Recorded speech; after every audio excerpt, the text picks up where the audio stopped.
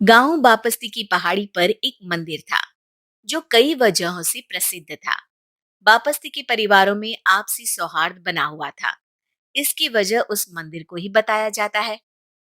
अरे ओ विमला, ये इस मंदिर की कहानी क्या है रे? अरे ये मंदिर इस गांव के लिए बहुत ही शुभ है। अरे शुभ तो है, तो फिर भी लोग इस मंदिर से दूर क्यों रहते हैं?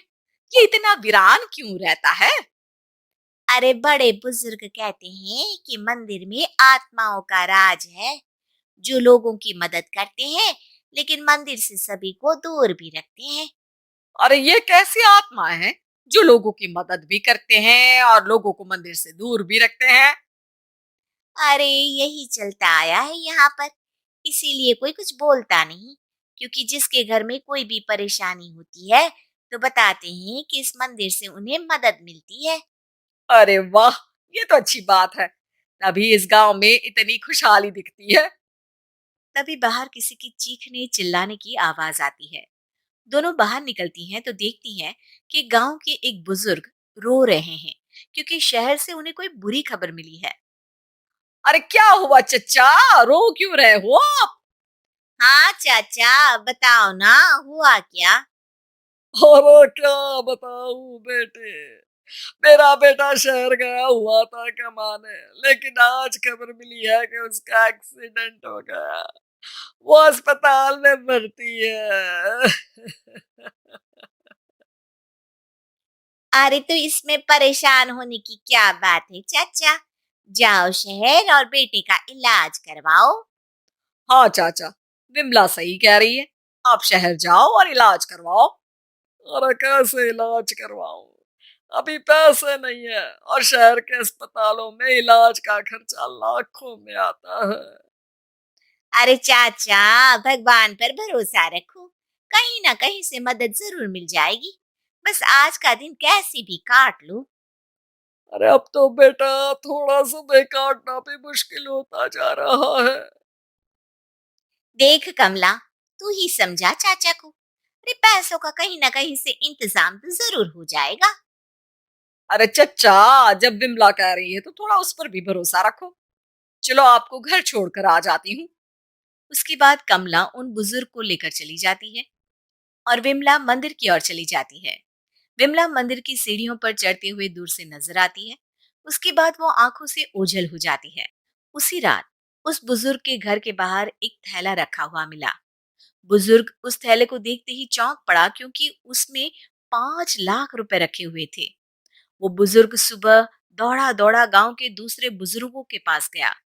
और मंगल भाई सुनो, मेरे घर के बाहर ये पैसों से भरा बैग रखा हुआ मिला है। अरे किसका है ये भाई? अरे भैया, मुझे क्या पता। तभी उधर से कमला और विमला निकलती हैं। अरे बेटा सुन तो, देख ये क्या रखा हुआ था मेरे घर के सामने। कमला और विमला हैरानी से देखती हैं। अरे वाह, देख विमला, तूने कहा था ना कि कोई ना कोई मदद जरूर करेगा। अरे भगवान सबकी मदद करते हैं, ये पैसों की मदद भी भगवान ने ही भेजी है। और क्या, अब चच्चा सोच क्या रहे हो, शहर जाओ और बेटे का इलाज करवाओ। ठीक है बेटियों, जो तुम कहो। चलो निकलता हूँ शहर बेटे का इलाज करवाने के लिए। अरे विमला, एक बात तो बता, ये इन्हें मिले तो कैसे मिले पैसे? अरे मैं ना कहती थी कि ये मंदिर सबकी मुसीबतों में मदद भेजता है। अरे वाकई बड़ी पुण्य आत्मा है मंदिर में। सो तो है, लेकिन उनके बारे में लोगों को कम ही पता है। अच्छा, और तुम्हें क्या पता है? अ, जितना पता था वो तो बता दिया। ना रे ना, मैं नहीं मानती, तू कुछ तो छिपा रही है। अरे कुछ ना छिपा रही, जो पता था वो बता दिया। मंदिर से लोगों को मदद मिलती है, बस इतना ही पता है। ठीक है बाबा, अब नहीं पूछूंगी। इसके बाद उसी रात कमला चुपचाप अपने कमरे से निकलती है और मंदिर की ओर चल पड़ती है। कमला धीरे धीरे मंदिर के दरवाजे पर पहुंचती है। अंदर से हल्की हल्की रोशनी आ रही थी। इसके बाद जो वो देखती है वो हैरान रह जाती है। कमला इसके बाद तेजी से वापस लौट आती है। दूसरे दिन सुबह सुबह। अरे विमला, तू तो छिपी रुस्तम निकली। है, ऐसा क्या छिपा लिया मैंने? अरे तूने तो भनक ही नहीं लगने दी और चाचा की मदद भी कर दी। है, ये क्या कह रही हो? ऐसा कैसे कह सकती हो तुम? मैंने कोई मदद वदद नहीं की। अरे सब पता है मुझे, कल रात मैं गई थी मंदिर। तो क्या देखा? अरे तुम्हारा पति और कुछ लोग वहां दिखे, बोरियों में नोट भरे हुए थे और सभी नोट गिनने में लगे हुए थे। तो तुम्हें क्या लगा? वो क्या कर रहे थे? अरे मैं समझ गई कि वो लोग कहीं से डकैती कर पैसे लेकर यहाँ मंदिर के पीछे छिपाते हैं। अब जब तुम जान ही गई हो तो बता देती हूँ, लेकिन ये बात किसी को पता नहीं लगनी चाहिए। मेरे पति डकैती नहीं डालते हैं, बस उन लोगों से पैसे छीनते हैं जिन्होंने गलत तरीके से पैसे बनाए हैं। और फिर लोगों की मदद करते हैं। यही है वो पुण्य आत्माएं जो लोगों को मदद पहुंचाती है। अब समझी?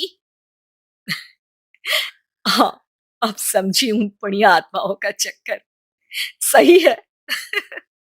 करते रहो मदद, लेकिन सावधानी से, मेरी तरह कोई और ना पहुंच जाए।